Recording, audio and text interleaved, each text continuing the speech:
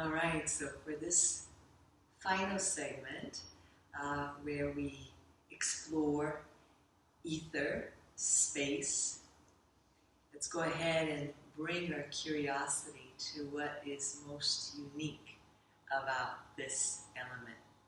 And as we do, I'm going to show you a way to use this prop and this prop to release the area of the neck. Okay? So if you're using something other than a yoga belt, you definitely want to make sure that it's really sturdy, that it's not going to open up on you, because your head is being supported by it.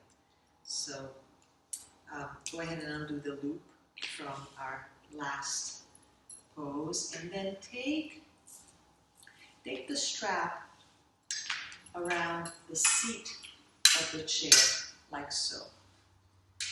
Okay?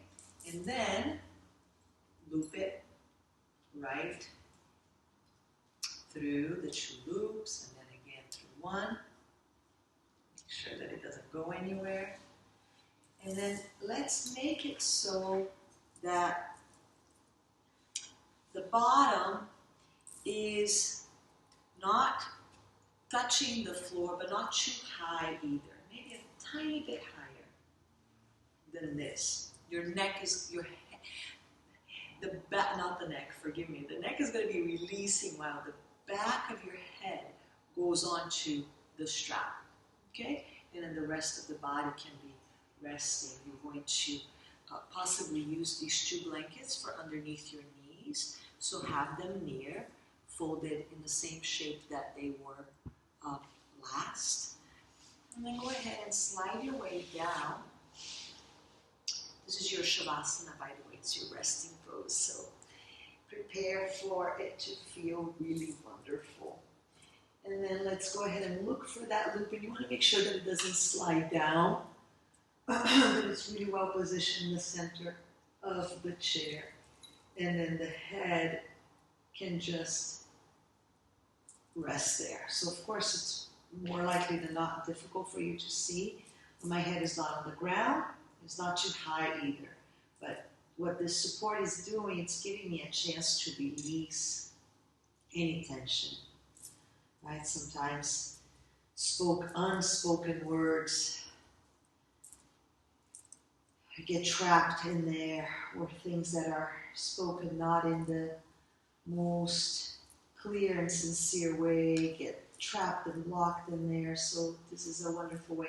Notice that I'm just nudging the blanket to go under my knees. So I want to make sure that it's not too high. I want my thigh bones to release as well. Right there. Okay?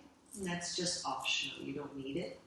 You could even just keep your legs bent throughout. And notice I'm just moving a little bit side to side to make sure that I have my area of the sacrum of the lumbar spine really broad, my base really broad. So here we've covered Muladhara Chakra, the base, earth element, Swadhisthana Chakra, water element.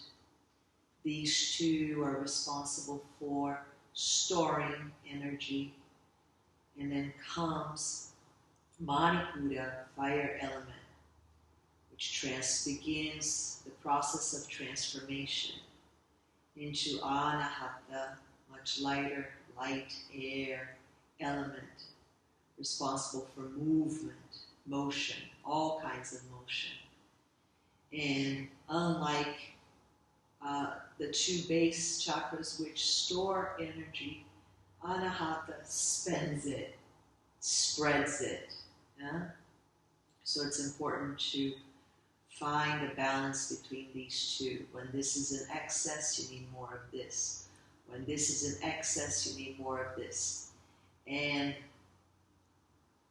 Manipura becomes your bridge, yeah? The bridge that transforms. And so the shoulders broaden, the arms release, and you get to enjoy this. Stay as long as you like. I will find my way out just so that I can tell you a little bit about our final chakra, the Vishuddhi chakra, which corresponds to the ether element. So you can stay here for a good 20 minutes or more, and then when you are ready to come out, just observe that I am just sliding the chair out and turning my head out to the side, and then bringing myself. Although I encourage you to stay there longer, we need to rest more. Yeah? So, there's so many unique things about ether element, but the one that stands out for me the most, and I find to be most useful when it comes to wanting to restore balance in the body, is that although ether is formless, impossible to contain, it does contain in it the other four elements. Fire, air, earth, and water are contained within ether. And so too are all of their characteristics, their qualities. And Ayurveda teaches us that opposite qualities, characteristics that created an imbalance will help restore balance. So within ether, space, within reach, there's everything that you need to restore balance. Although you can't see ether, although you can't contain it, it's there, it's accessible, because the qualities of the other elements are in it. And if this seems too ethereal for you, especially if you haven't studied Ayurveda before, I invite you to contemplate on that, especially if you have a chance to be out in nature, when or next time you do, and allow that conversation or that dialogue begin to take form for you. Meanwhile, ether, when balanced, it activates the organs of perception. So it allows us to experience each of the five senses in a more refined way. And that's very useful. When in excess, there's too much freedom. You're not accessing gravity.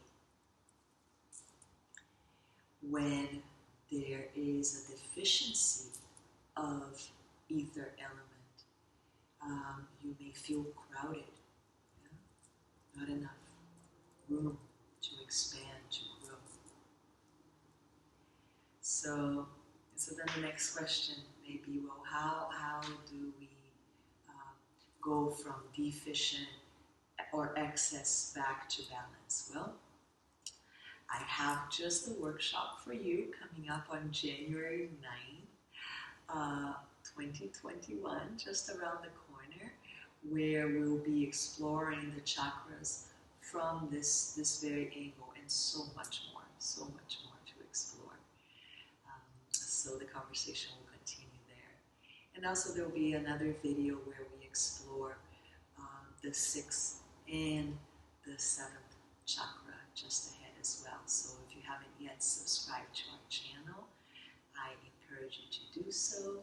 And if you haven't yet left a comment, said hello, please do. We'd love to hear from you. Thank you for sharing this time with me. I hope there was something here of use.